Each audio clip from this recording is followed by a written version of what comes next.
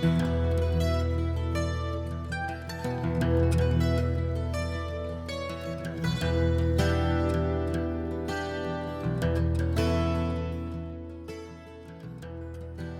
of my favorite stories is that one about Sherlock Holmes and Dr. Watson, who were out camping. It was the middle of the night, and Sherlock nudges Watson awake and he says, "Look up, Watson, and tell me what you see." And Watson says, "I see stars, billions and billions of stars everywhere." And Sherlock says, "Well, what does that tell you?" And Watson says, "Well, astronomically, that tells me that there are millions and millions and billions of galaxies and planets. Teleologically, it tells me that God is great and that we are small and insignificant. Meteorologically, it tells me that we'll probably have a fair day tomorrow." "Why, what does it tell you, Sherlock?" And Sherlock replies, "Elementary, my dear Watson. Someone stole our tent." Yeah.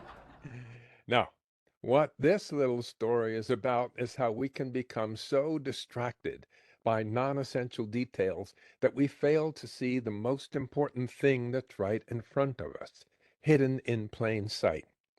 Far too often, we, in our fervent attempts to be happy and healthy and successful and live a long time, far too often we overlook what is really the most important thing that we should be seeing. And just as Watson's attention was distracted from the most important focus, we in our modern world are constantly surrounded by distractions that are trying to pull us out of the present moment all the time.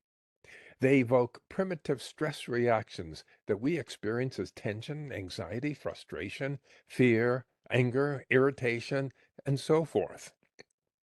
Rarely are these emotions useful or helpful to us, and often they make us sick and mess up a lot of things, including our relationships.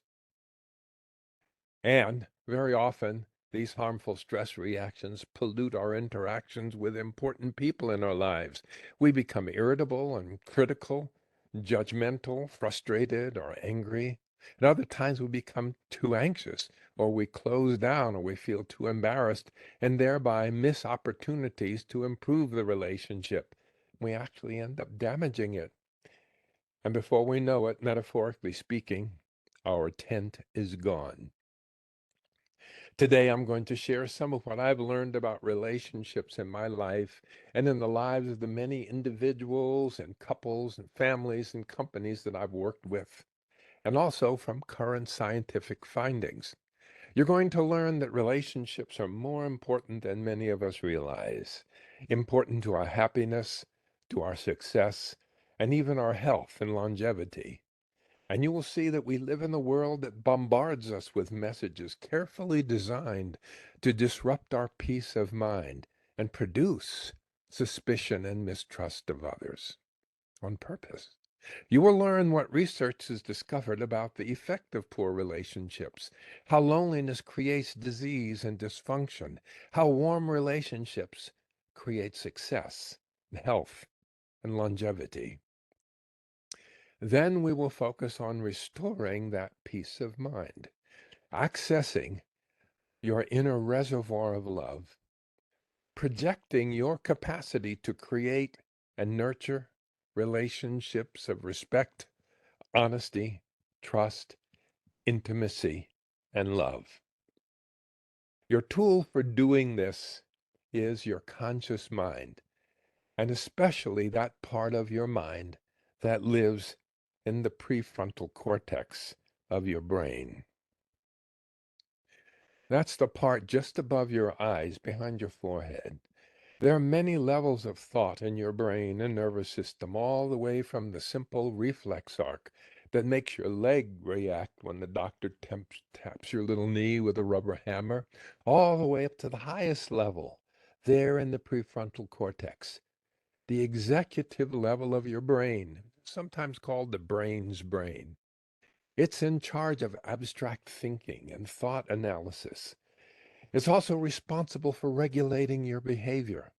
This includes mediating conflicting thoughts, making choices between right and wrong, predicting the probable outcomes of actions or events. It takes in data through your body's senses and decides on actions. And it is the center of your consciousness, of your general intelligence, and of your personality. Since the prefrontal cortex controls intense emotions and impulses, as well as sexual urges, it is sometimes referred to as the seat of good judgment. Additionally, the prefrontal cortex focuses your thoughts, which enables you to pay attention, to learn, and to concentrate on goals. The prefrontal cortex is also the part of the brain that is usually dysfunctional in those who suffer from attention deficit disorder. And the stimulants that treat that illness so effectively do so because they awaken the prefrontal cortex, and people can focus their attention, and the deficit disorder is gone. Now, your prefrontal cortex is not you, but it's the most powerful tool that your mind has for creating the life that you want to lead and achieving your true goals. And the best way to use it is to learn how to intentionally focus your awareness. In other words, to be mindful. Likewise, the best way for you to understand, embody, and use the things I'm going to share with you today is to mindfully go beyond simply understanding my words and actually experience mindfully guiding this highest level of your conscious mind. So, let's practice a little mindfulness right now. Let yourself be seated or lying in a comfortable place. And give yourself permission to pause right now. To pause, relax, and come into the present moment.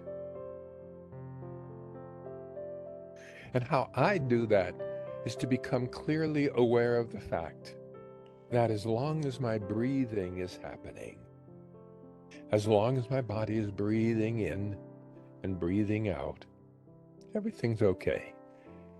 And I can relax deeply. That's what I tell myself when I want to clear my body of tension and my mind of distraction. Let's try it. Choose a point to focus your eyes on. Focus all of your awareness on that point out in front of you. Or if you prefer, you may let your eyelids close whenever you wish. Now think to yourself the words, the very true words. There's nowhere I have to go at this moment in time. And feel the truth of those words.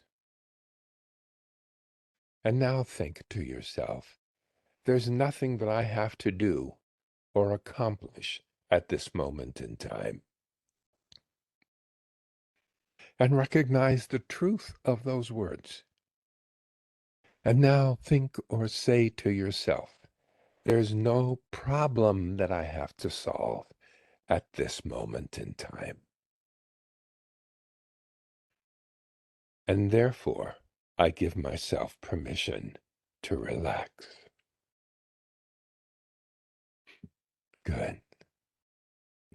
Now, allow yourself to be aware of your breathing. The air comes in and the air goes out. Simply allow yourself to be aware. Are you breathing in right now, or are you breathing out? Just identifying. This is an in-breath, and this is an out-breath. That's all. What recognizes your in-breath is your mind. The object of your mind, of your mindfulness, is the in-breath, and you are focused on it as other thoughts fade into the background. Breathing in, this is my in-breath. And with the out-breath, think to yourself, this is my out-breath. And for this moment, your out-breath is the object of your total focus. Breathing in, this is my in-breath. Breathing out, this is my out breath. As breath follows effortlessly, like waves on the ocean, waves follow waves.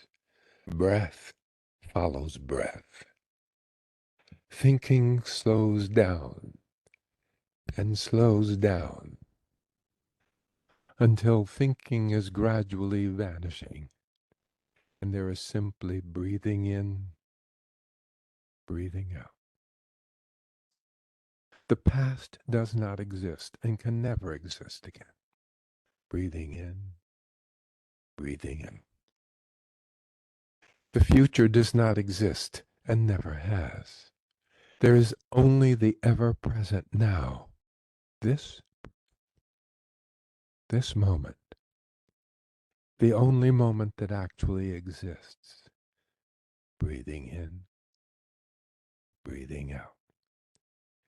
And soon you begin to really enjoy each breathing in. Each fresh new breath is like a celebration of a life. Each breathing out is a joyful release into the miracle of being alive. Sometimes the breath is short and shallow. Sometimes it's a deep breath.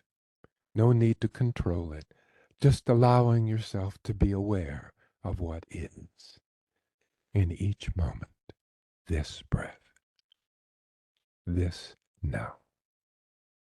Breathing in, breathing out. Now,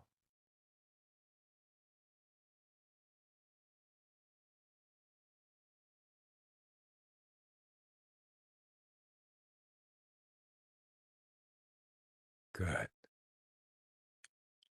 And notice what your inner experience is at this moment. Be in touch with your body. Be in touch with your emotions. Be in touch with your mind. Good. Now, gradually allow yourself to return to full awareness of the space around you, allowing your eyelids to open if they've been closed, gently discovering the colors around you with soft eyes. And notice how comfortable you feel, and yet fully alert to the world around you.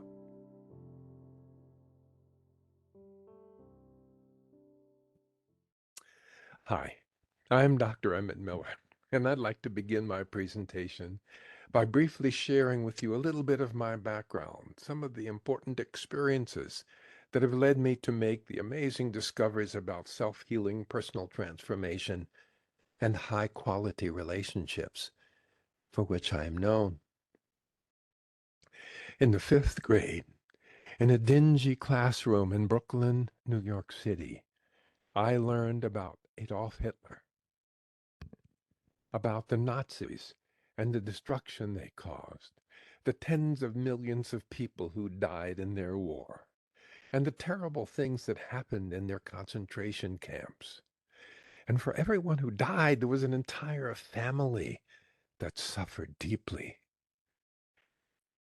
As I was trying to wrap my 12-year-old head around the overwhelming sadness of this truth, it suddenly struck me that there was something very vicious and violent and untamed in human beings, something that could lead people to create such a heartless, mechanized way of murdering huge numbers of people swiftly, efficiently, and without compassion.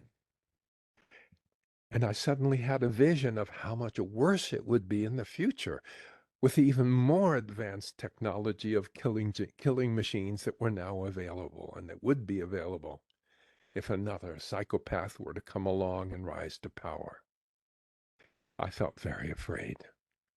So I started asking people if they knew about this, especially the death camps. But no one else seemed to be afraid. People told me the problem had been solved because Hitler was gone and the Nazis had been defeated. Well, maybe Hitler was dead, but somehow I didn't believe that the monster humanity had created was fully destroyed. If a single sociopathic human could convince other wise, normal people to conspire to murder tens of millions of other people. Something more than killing Hitler would be needed to cleanse the earth of this plague. As I grew through my adolescent years living in the inner city of New York, I saw the violence and contempt people had toward each other in my neighborhood. And I saw how their suspicion and hatred were usually built on such flimsy grounds that the hated ones had a different religion, or a different skin color, or that they attended a different high school, or lived on a different street. I decided the world had a very big problem that no one seemed to really be dealing with. So I decided that one of the things I wanted to do with my life was to solve it. With that goal in mind, I went into college to study science, which is organized knowledge, to understand how the secrets of the world really operated at the most basic level.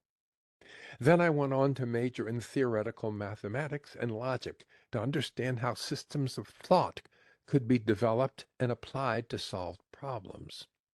Then along the way, back in 1962, I was introduced to this incredible new invention called the computer.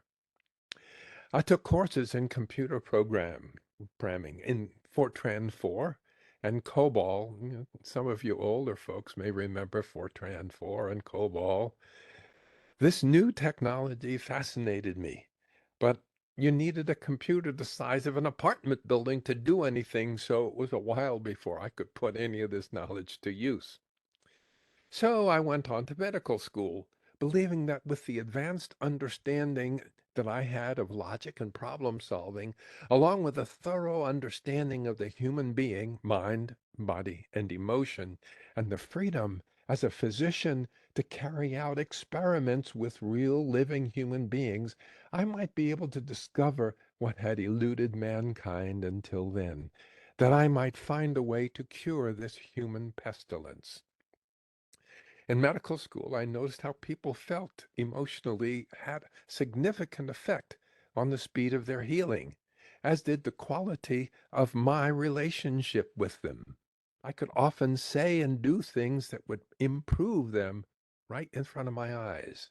Following my training, I entered the private practice of medicine to discover what I could about how I could use what I now knew to bring about positive changes in my patients' health and happiness.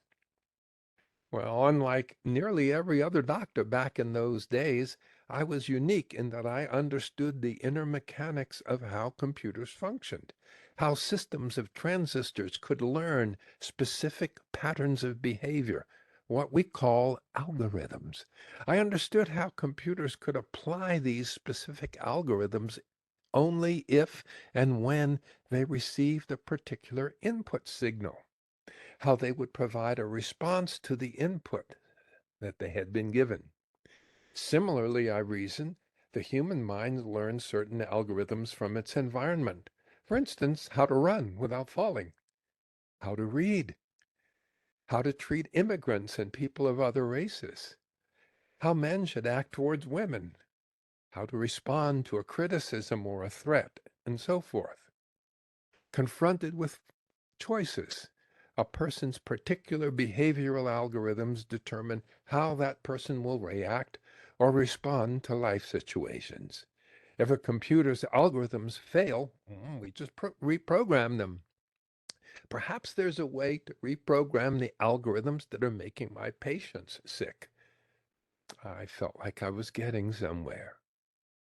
Then, one day, a doctor friend of mine introduced me to a therapeutic approach that he was using in his practice. It was called medical hypnotherapy. I was fascinated by the fact that the directions the hypnotist gives the subject are basically simple declarative sentences, such as, focus your eyes on my pocket watch. Let your eyes follow my watch as it swings from side to side. You're getting sleepier and sleepier. To me, these seemed exactly like the carefully chosen sequence of simple declarative statements that you use when writing a computer program. Suddenly, I had a life-changing flash. The state of hypnosis was simply a way to guide the human biocomputer into the programming state. In the state of hypnosis, the questioning, doubting part of the mind can be bypassed, and guidance can be given directly to the deeper automatic levels of the mind and nervous system. Wow. Yeah, I dove right in. Next, I created a powerful process using age regression analysis in deep hypnosis with my patients. I learned how to trace back through time to the source of the inner trauma that led to the algorithms that were making people ill, the patterns that were leading them to react to situations in their lives with anxiety, anger, hatred, despair, and illness. Interestingly, these defective patterns usually developed in response to some painful relationship in their lives. I found that some people had acquired algorithms that would trigger them to overeat, use excessive amounts of alcohol or drugs, or gamble or worry, or cheat on their spouse, for instance. What's more, these reactions produced stress chemicals that led to wear and tear on the cells of their body and made us susceptible to all sorts of disease and illness. Soon I developed techniques that would enable people to desensitize themselves and reprogram the faulty or maladaptive algorithms in their minds, just as computer algorithms can be reprogrammed. I found that an astounding number of diseases and illnesses, including psychological and emotional dysfunctions and behavioral problems, could be successfully treated by people reprogramming their minds and literally rewiring their nervous systems. In 1973, I published my findings and the techniques I had developed in my first book, Selective Awareness. As I broadened my research, I realized that hypnotherapy, prayer, meditation, and numerous other skills all utilize the same basic set of tools. However, they were given different names and applied somewhat differently depending on the dogma of each of these fields. I studied all of them and chose the most effective and non-denominational techniques from each. I called them deep relaxation, selective awareness, mindfulness, and guided imagery. Throughout the 70s and 80s, I taught in many universities, medical colleges, and public lectures. I invented the guided imagery meditation cassette, which effectively spread my ideas throughout the country and the world. Now, of course, many of these approaches I developed back in the 70s are widely used by psychologists, therapists, and physicians. And through the years of developing and refining my skills and studying how people and groups of people became ill and dysfunctional, I saw over and over again how frightening events in early life could result in psychological imbalances that ultimately produce the patterns of anxiety and guilt and shame and many different kinds of physical disease in people's lives. These traumatic events could be the result of a father who periodically came home drunk and abused the mother, or it could be teasing by a jealous older sibling, or by kids in school, or a mother who was anxious and unable to be emotionally close to the child, or could be any event that created extreme pain or fear or terror in the child, often completely unknown to anybody else. Then events later in a person's life triggers these emotional reactions and to the algorithms we have developed to react to them. In other words, the defensive or aggressive responses that we see in current day relationships. This, of course, is accompanied by stress in the body and soon the diseases of stress. As I taught people to apply the techniques of desensitization and rescripting, I found an astounding number of physical illnesses improved, as did people's mood and their ability to meet the challenges in their lives. I summarize the first 30 years of my discoveries in my book, which is entitled Deep Healing, The Essence of Mind-Body Medicine. And one of the most profound things that I've learned in the last 50 years of my practice is that there are two specific ways that are available to each of us anytime we approach a challenging situation in our lives. Two fundamentally different ways of viewing the world.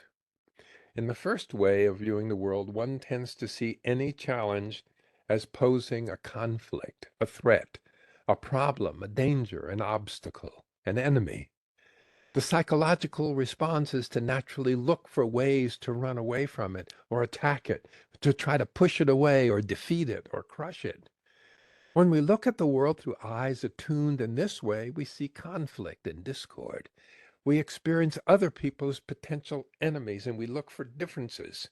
We're closed and judgmental and critical, or we'll be anxious and frightened or abusive or aggressive. So this is an either or way to look at the world. It's a closed mindset.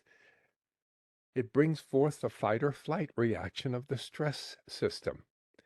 Only one of us can win, either me or you, when I see the world as conflict and violence, which is what I call this way of looking at things.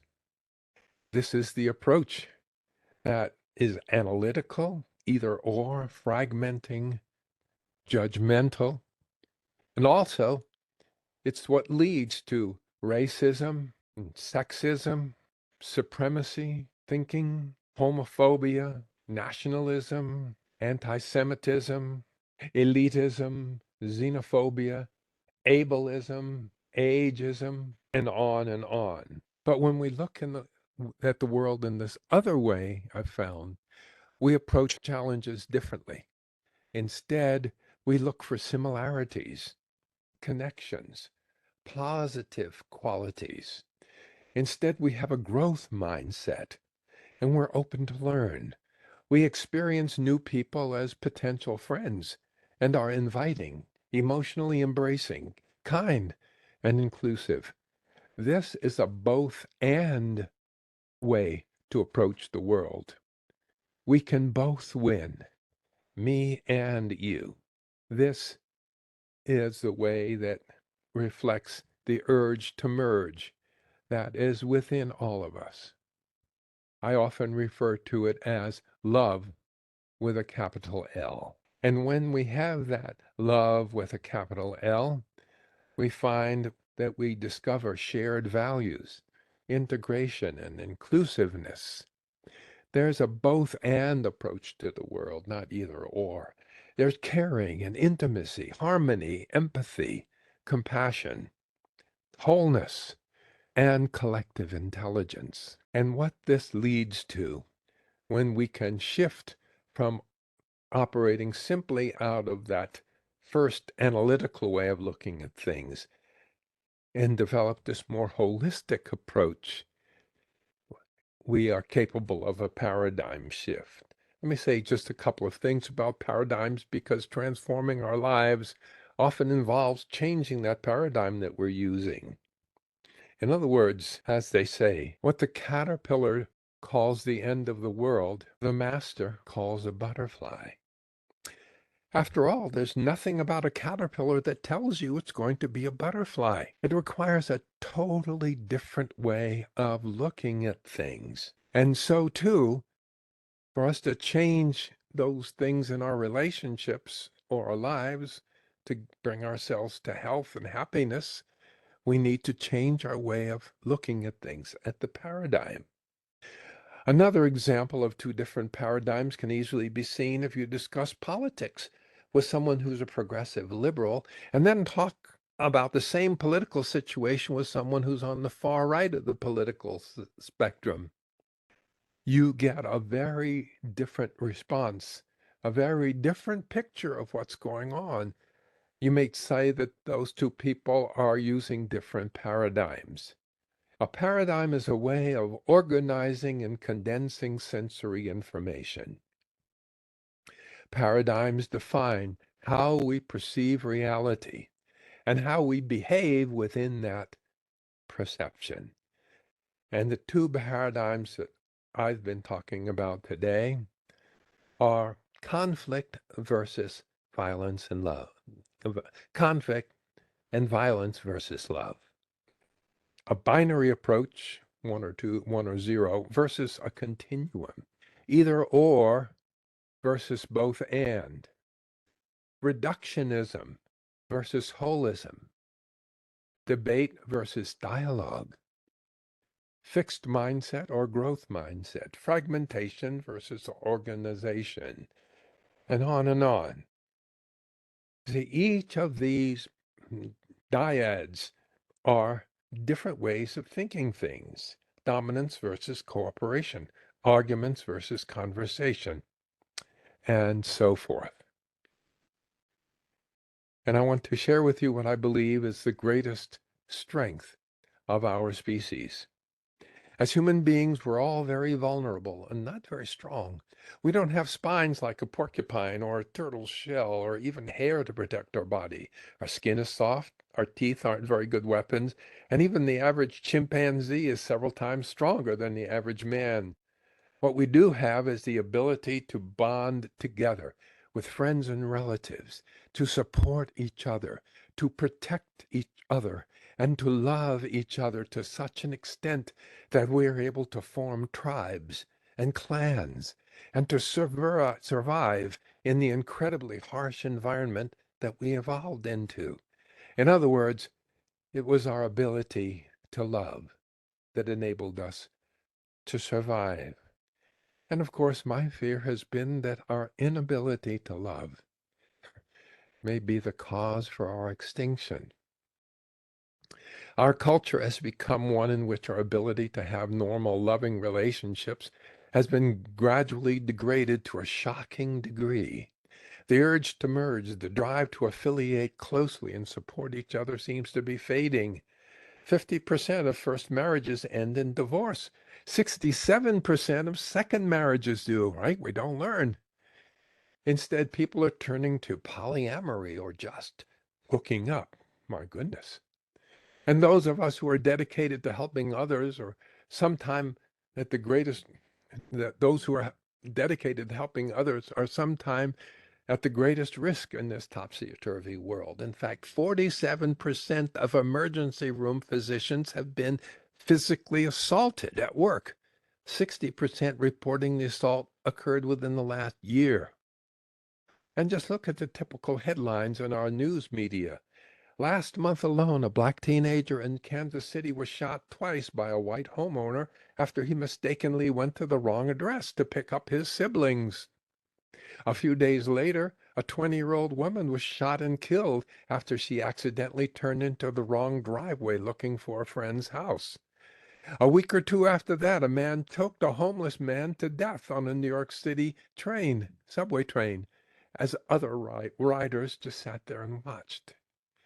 Credible research shows that there's a sharp rise in hate speech and hate crimes. Americans own 20 million AR-15 rifles, assault weapons meant to kill large numbers of people with a minimum of effort in the shortest time.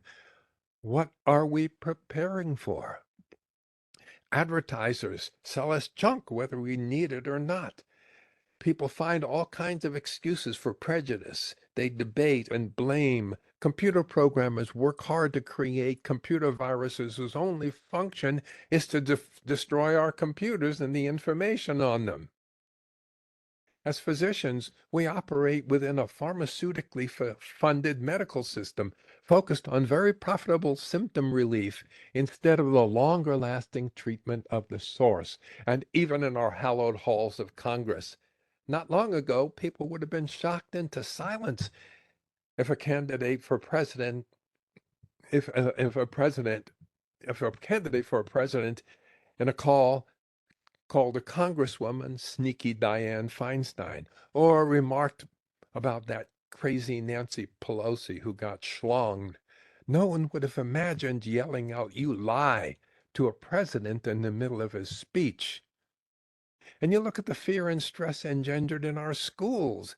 In junior high and high school, kids bully each other, separate into cliques, and criticize each other. They have to practice active shooter drills just in case a frustrated student goes out and buys an AR-15 and comes back to kill as many others as he can.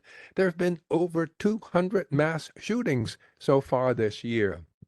39 in schools, with 18 dead children, many more wounded, and a vast number of people deeply emotionally wounded. We don't like it, but that's the world we live in. It's an epidemic of violence, of conflictual thinking and behavior. It separates us from each other. That's what I call the old paradigm of conflict and violence. And by the way, I must say that I warned about all of this in the book that I wrote back in 2009. Its title is Our Culture on the Couch: 7 Steps to Global Healing. But there any wonder that in the environment that we all live in, where there's so much disrespect and contempt and mistreatment and violence, even if we're not victims of this plague, like the frog, we're becoming more fearful. That frog who's in the gradually boiling water, we're becoming more fearful and more suspicious without realizing what's causing it. The result of all of that is that we have poorer and poorer relationships. Most of us don't know how to create a relationship, how to nurture or heal one. And what we don't realize is that relationship is one of the prime healers of our bodies, minds, and spirits and emotions. And how does that happen? Well, think about it. The human infant is born to be surrounded by love. That's how we're designed. Just as a young plant, when it thrusts its little leaves above the ground, it's expecting to see the sun and have the sun. But, and so we as human beings are expecting to feel that love. And not only that, we're born prematurely. If we stayed in the womb any longer, our heads would become so big it couldn't fit through the birth canal. So the first year or two of our lives, we should be given the same level of comfort and love and protection as before we were born. It's hard to exaggerate how exquisitely sensitive are the human brain and mind. Even though we're helpless, our brain is fully functional and we're very busy learning, even at that time. And so at that time, we should be surrounded by love and we should feel totally nurtured.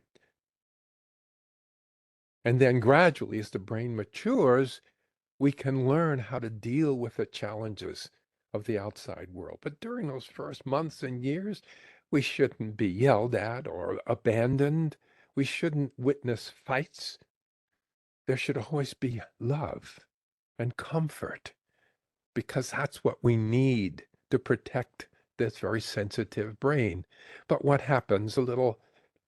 Something I saw once was a little toddler who got lost in a grocery store, started crying and crying because this was a big deal to the child. Meanwhile, the mother's looking in the wrong aisle, and the child's there crying, and finally the mother shows up. Okay, now what happens? If you have a loving mother, they pick that child up, and then the child feels itself returning to a place of love, and it feels safe, and the trauma dies away.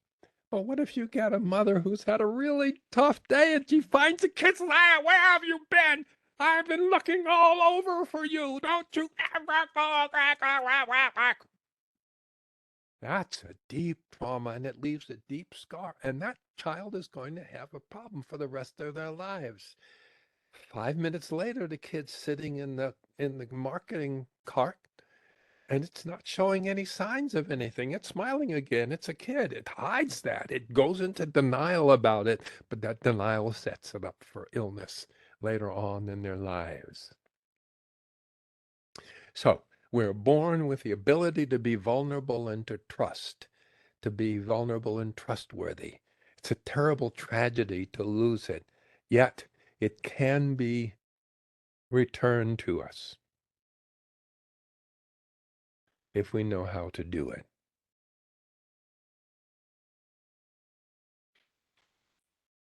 The value of warm, trusting relationships.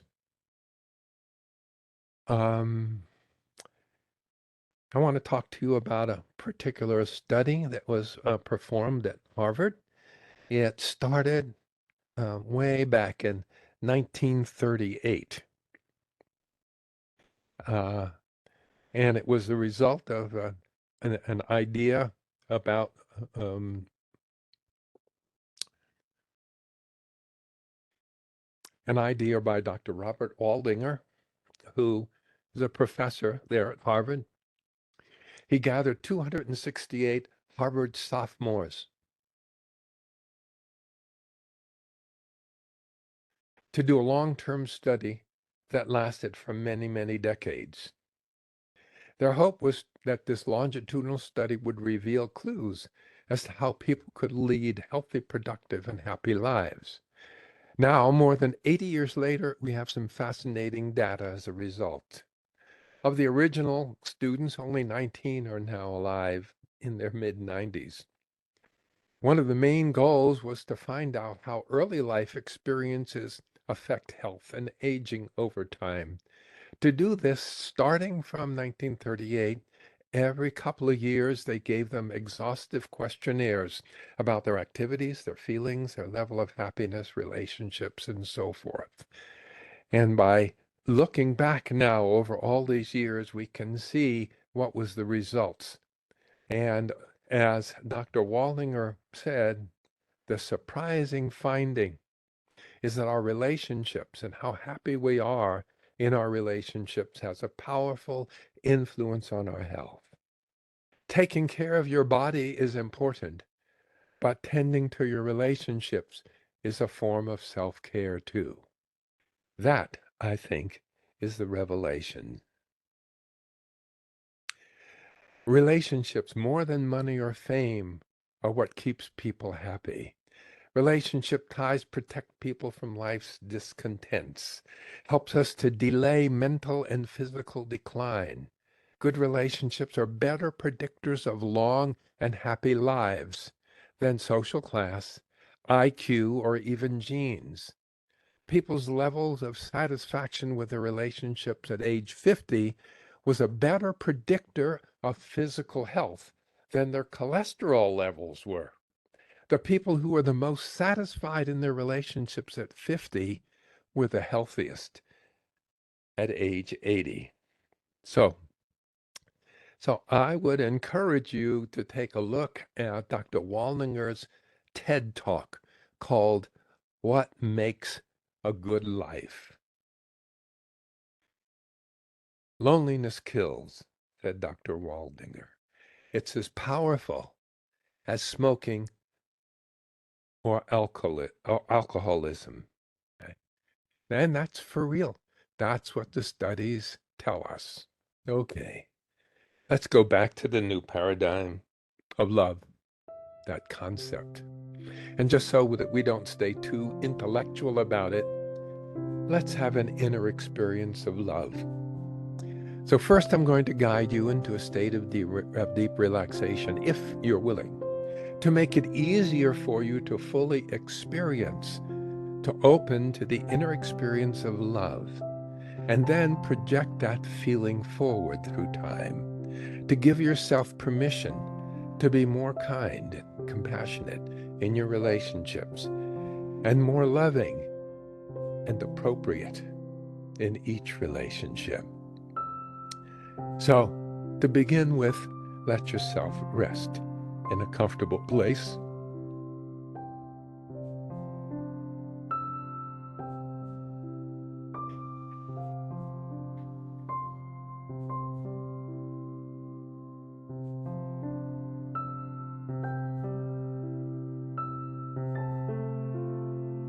Choose a single point to focus your eyes upon.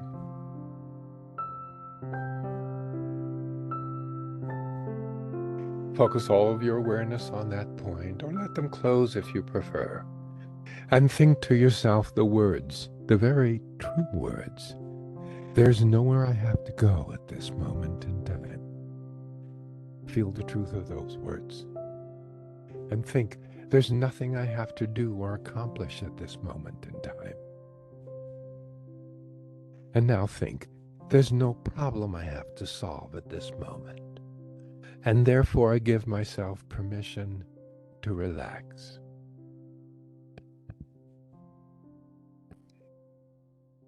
Good. Now take a deep breath in, filling your lungs with air. And as you let it out, let it be a feeling of letting go completely. And deep inside, let yourself think the word relax. A rich, warm feeling of peace as you feel yourself gently sinking deeper and deeper into the surface beneath you. Taking a long, slow, deep breath in. And as you let it go, imagine you're letting go of all excess stress and tension. Letting your eyelids be closed. And looking gently upward behind your closed eyelids, picture the word relax written there on the back of your forehead. Or if you wish, visualizing some other symbol, that relaxation. Visualizing some other symbol that represents relaxation to you. A flower, a babbling brook, a mountain top rising majestically through its cloak of forest green trees, or just gazing deeply into the rich, warm, welcoming darkness behind your closed eyelids, feeling the warm, moist feeling behind your eyelids, relaxing. Take one more deep breath in, and as you let it out, let it be a feeling of letting go completely, like a balloon letting go all the air, and let the air do the breathing for you. With each breath out, letting yourself be part of that letting go of stress and tension, as if your entire body inflates and releases with each breath. Breathing in, breathing out. And feel the pause after the air leaves and before the next breath comes in. And let yourself sink deeply into that pause. Good. And from time to time, as your body continues to grow more and more relaxed with each breath, unnecessary thoughts may come along. Thoughts of things you don't need to be concerned about at this moment in time. Thoughts of the past, memories, thoughts about the future, things to be done, analysis, questions, criticisms, judgments, unnecessary thoughts that try to distract you from enjoying this deeply satisfying feeling of relaxation. And any time any unnecessary thoughts enter your mind, just think of your nostrils as two little passageways, like little exhaust pipes that go up into your mind. And with your next breath out, imagine breathing those unnecessary thoughts out through your nostrils. Warm. And with your next breath in, breathing in fresh, cleansing air, cool air, flowing in through your nostrils, swirling through your mind, sweeping away all shadows. Your thoughts come more and more slowly, and there's more and more space between your thoughts. Let yourself sink deeply into the spaces between your thoughts.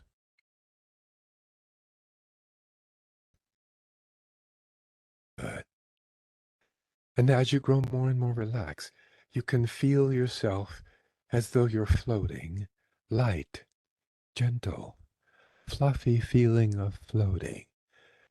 Floating as though you're floating on a magic carpet of relaxation, floating freely through time and space to a very, very pleasant experience.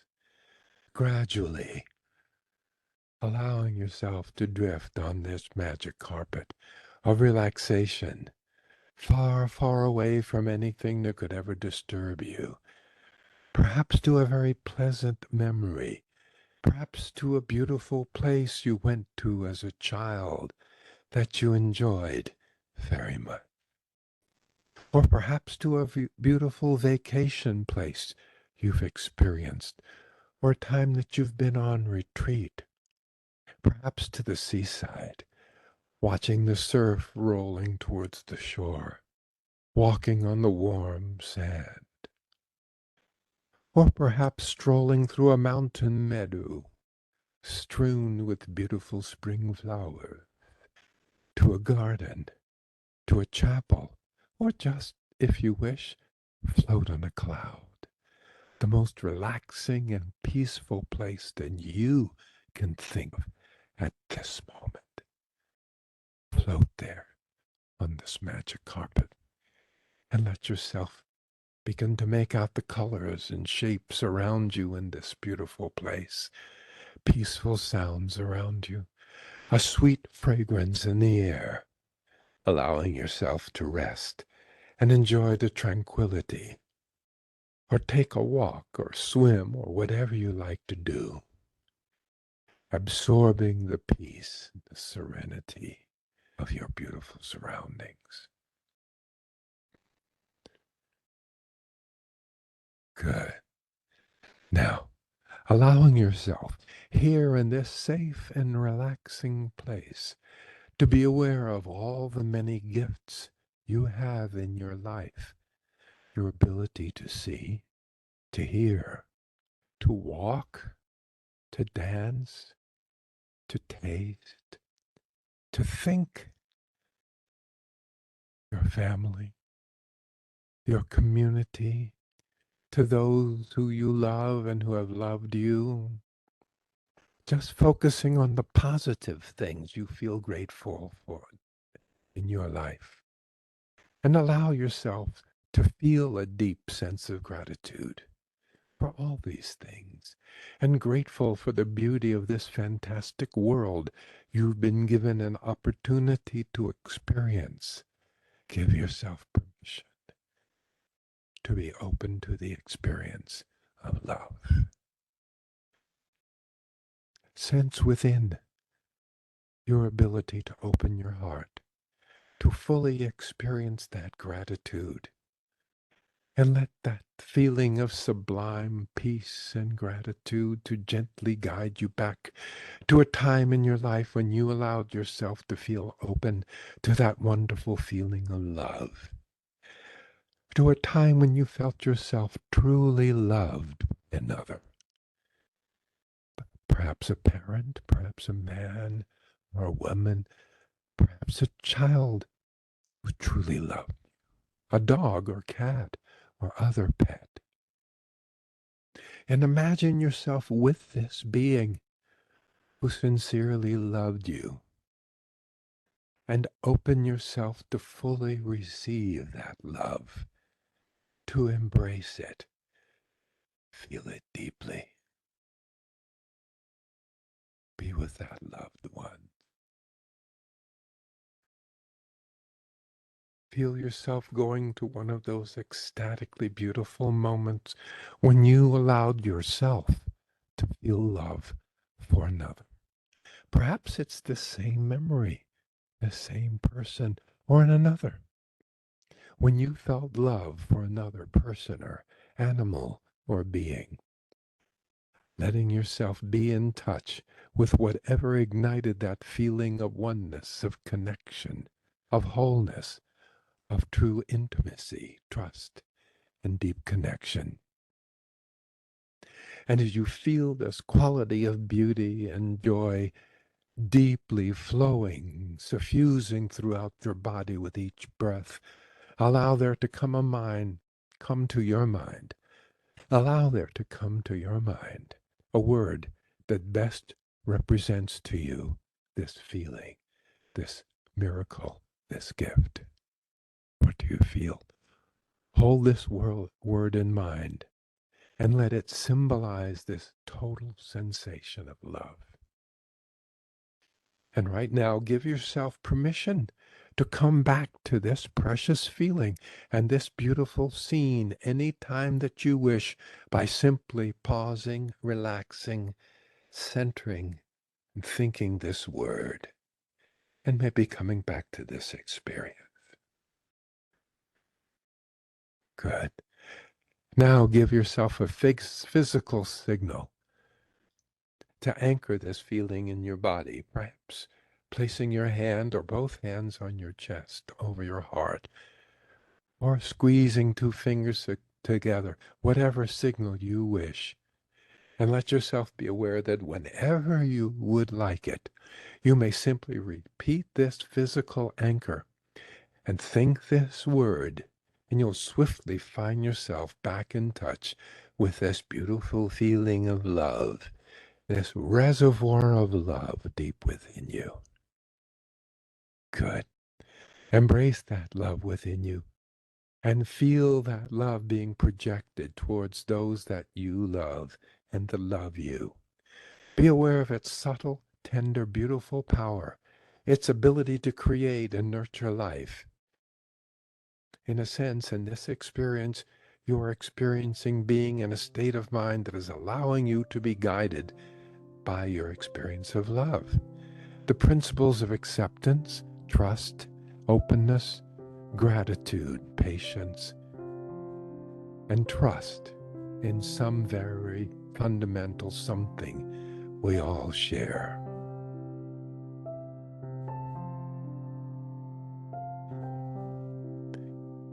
Imagine yourself going forth into the future, feeling more loving towards people in your life, speaking more kindly and compassionately, connecting more from a sense of oneness and love whenever you choose to. Picture yourself doing that, being kind to people, sharing, and using this new paradigm. Good. And now, as I count from 1 to 5, while you're still in touch with this powerful emotion inside, let your awareness expand to include your physical body as it rests. 1, comfortably in this position, becoming aware of where you're located in space and time. 2, more and more awake to your surroundings. 3, your eyelids becoming less heavy, for as they begin to open and your body begins to stretch and move, take a deep breath in. 5, and as you let it out, letting yourself be completely wide awake, your eyelids open and present in this moment. Excellent. And take a moment and notice how comfortable you feel. Great. Now, in a moment, I'm going to share with you some of my plans for our next session. But first, I want to mention that if you're interested in learning more about my work, I've created a very rich informational website called drmiller.com. And there you can find numerous tools that you can apply in your own life, including a video which is entitled The Power of Your Mind to Heal Your Relationships. You'll also find the love meditation, which reflects the experience that we just shared here today. You can find them at the website shopdrmiller.com, shop.drmiller.com. Good. And now in our next session, we're going to continue by examining the various forms of love to which we can anchor our lives. And then we will look more deeply into relationships, how to confidently handle anxiety-producing confrontations, how to create open, compassionate communication when you feel hurt or insulted, how to shift your conversations from being debates to being dialogues. A dialogue is collaborative, working together towards common understanding, whereas the debate is oppositional, attempting to prove each other wrong. The tools you will learn will be useful in relationships of all kinds, from close primary relationships to relationships in the community and on the job. And of course, we will use deep relaxation and guided imagery to embody these new learnings. So, until then, be well, take care of yourself, and namaste.